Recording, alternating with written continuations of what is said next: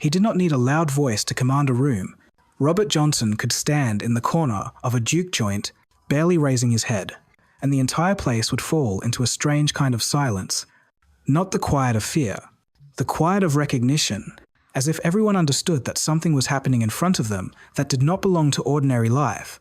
People said he could hypnotize an audience, not with power, not with volume, but with a sound that felt like it came from somewhere deeper than the body, a sound that carried the weight of places where light rarely reached.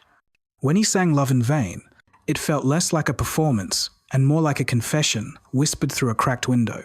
But behind that haunting voice was a man wrapped in questions. How did someone who once struggled to play a simple chord return with a skill that startled the musicians around him?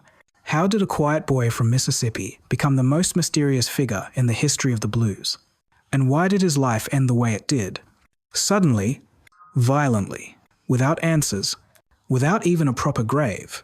America has always been fertile ground for legends. And when Robert Johnson came back from his disappearance with a talent no one could explain, people filled the silence with the oldest story they knew. The crossroads, midnight, a dark figure, a bargain no man can take back. But legends grow when truth is ignored. And the truth of Robert Johnson is deeper, darker, and far more human than any tale about the devil. Before we walk into the rumors and the shadows, we must ask the real question. What does a man endure before the world decides he must have made a deal with something unnatural? If you are ready to step into that silence with me, the story begins here. He began in the quiet fields of Hazelhurst, Mississippi, long before anyone imagined his name would echo through the history of American music. There was no stage, no spotlight, only dirt roads, wooden porches, and the long shadows cast by the lives of black families trying to survive the early 20th century. Robert was born into that landscape, carried in his mother Julia's arms, as she moved through a life marked by displacement and uncertainty. His father was likely a man named Noah Johnson. Though the truth was tangled in the complications of the time, Julia had been married to Charles Dodds, a respected landowner who was forced to flee after a dispute with white farmers. For a black man in Mississippi, a disagreement with white landowners could cost everything. So Julia gathered her children and ran. Her newborn son would spend the first part of his life searching for a place he belonged. In Memphis, things looked different. Charles Dodds, now calling himself Charles Spencer, had built something close to stability. Robert lived with him for a time and attended school in the city. He learned to read, write, and count, skills many bluesmen of his era never had access to. He studied music and geography. He walked through streets filled with gospel, jazz, and the early stirrings of the blues. This education marked him. It sharpened the boy in ways that would not become clear until much later. But childhood does not stay in one place. Somewhere around the age of 8 or 9, Robert rejoined his mother. She had married a sharecropper named Will Dusty Willis, and the family settled into the hard life of southern farm labor. It was here, in the fields and the heat, that Robert learned who he truly was. When he discovered that his biological father was Noah Johnson, he changed his last name. It was a small act, but it carried weight. A young boy claiming the truth of himself in a world determined to tell him what he could be. He married young, you're 17, to a 14-year-old girl named Virginia Travis. Their brief life together held more tenderness than most people realized. But tragedy struck quickly. Virginia died during childbirth. The baby did not survive. The community whispered that this was punishment for Robert playing the devil's music, for choosing blues over gospel, for letting the world hear his sorrow in a way the church did not approve of. That loss carved something deep into him, something that would echo through every chord he played. Grief became the shadow that followed him from town to town, from one juke joint to the next. He wandered, he searched, he carried a guitar that he could not yet master, playing awkward notes that made seasoned musicians shake their heads. He wanted more, he needed more, and one day, without a word, it disappeared. When he returned, it was as if a different man had walked back into Mississippi. People remembered the boy who could barely hold a chord. Now they saw someone who played with a confidence that felt impossible for the time he had been gone. He sat down, placed the guitar across his knee, and the room changed. Not a whisper, not a movement, only the sound of a single man playing, like he carried a second guitarist inside his hands.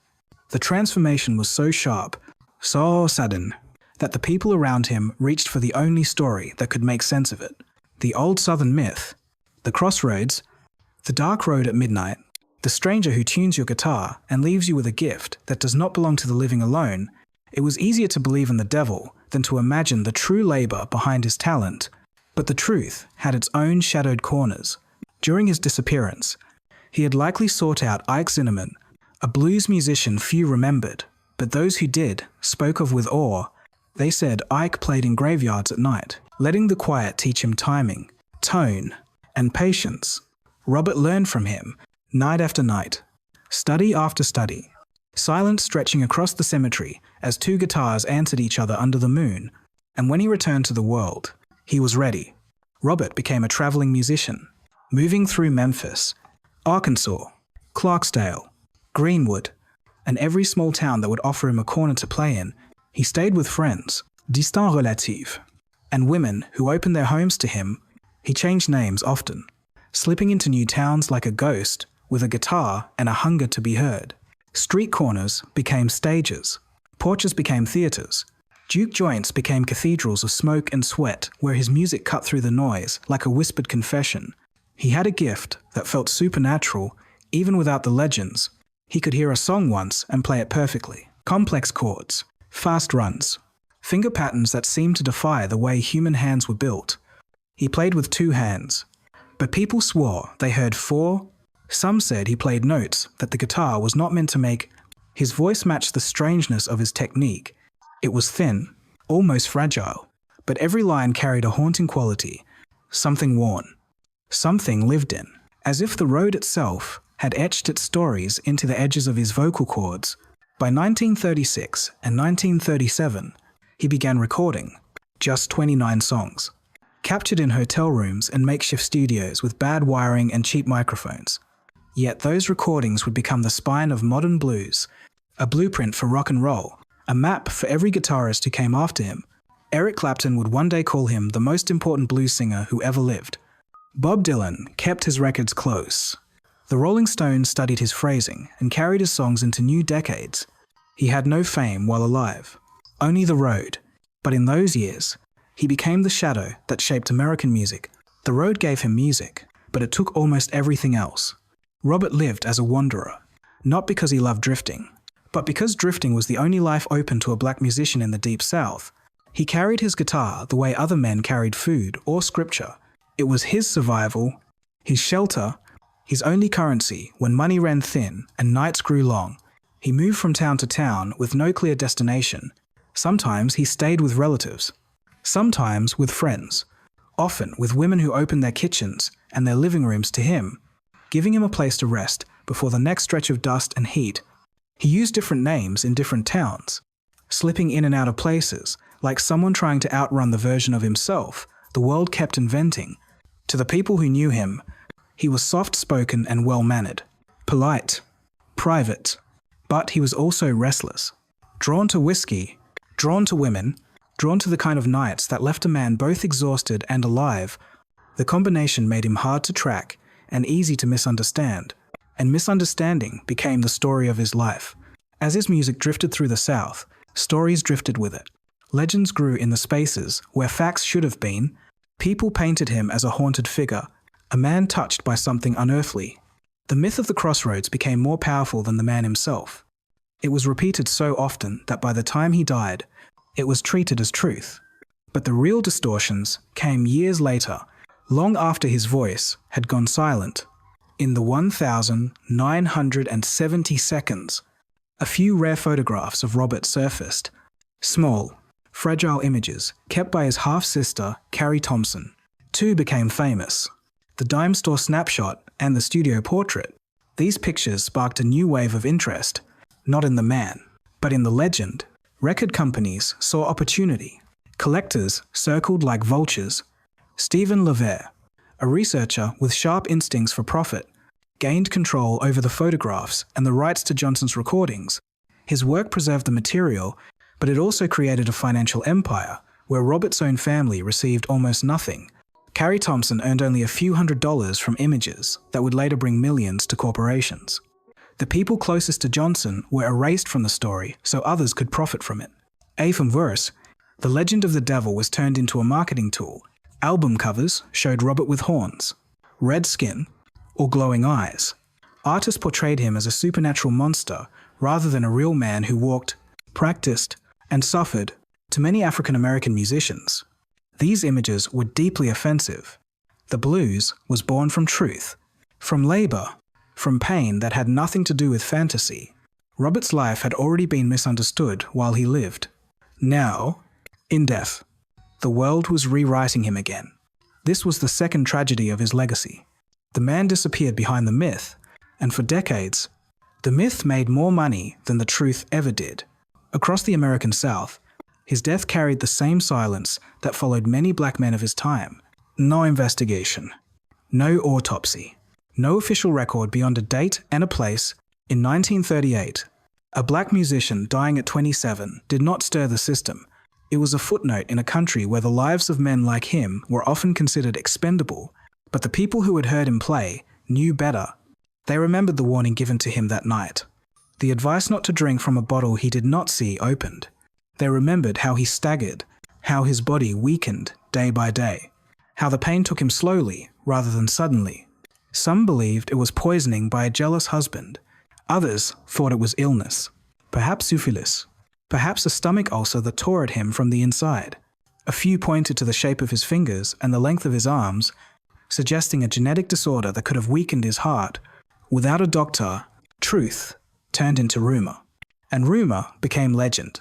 To the world outside Mississippi, the mystery only added fuel to the story already forming around him.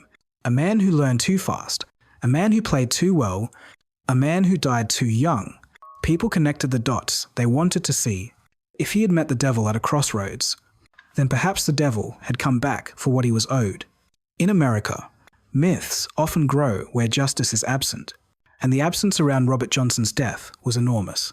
It allowed storytellers, musicians, and eventually entire corporations to take his life and remold it into folklore, not because they cared about him, but because a good ghost story sells. The bluesman who traded his soul became a symbol far bigger than the man who once sat alone with a guitar he was desperate to master. Outside the United States, the legend spread through magazines, album reissues, and documentaries. European musicians embraced him as a tragic genius. Record labels used the mystery to market collections that made millions. Meanwhile, his family watched as the world consumed a version of their relative that had almost nothing to do with the truth. For many African American listeners, the exploitation stung. The blues was born from real suffering, real hunger, real labor. Turning Robert Johnson into a supernatural figure stripped him of the humanity that shaped his music, and it erased the harsh reality he lived within a segregated America that never saw him as fully human. His death remained a mystery, not because it was extraordinary, but because the world chose not to look closely, and in that silence, the myth became louder than the man. In the end, the man behind the myth slipped away quietly, the same way he had moved through much of his life. No crowds, no headlines, just a small room in Mississippi and a body weakened by pain that no one fully understood. He was 27. An age when most men are still trying to learn who they are. Yet by then, Robert Johnson had already shaped the foundation of American music. His death certificate listed almost nothing. No cause, no explanation, only a date, only a place. But the story did not end there. What he left behind traveled farther than his feet ever could. 29 recordings, captured with cheap equipment in the 1,930 seconds, became the scripture of the blues. Every note carried the shadow of the road, the hunger of the South, the longing of a man who lived mostly in the margins of other people's lives. After he was gone, musicians searched for him in the grooves of his records. Eric Clapton called him the most important blues singer who ever lived. Bob Dylan said his music sounded like a force of nature. The Rolling Stones carried his chords onto global stages, turning his sorrow into something the world could sing along to. He never saw the audiences he would one day command. He never heard the applause that echoed long after his voice fell silent. But legacy is not measured in what a man receives. It is measured in what he leaves behind. And Robert left behind a map a way of bending emotion into melody, a way of turning pain into something that could be held, even cherished. Some stories end without closure, but dignity does not require applause. The truth of Robert Johnson does not need horns or crossroads or bargains made in the dark. It needs only the image of a man sitting with his guitar, trying to turn the weight of his life into something that could survive him.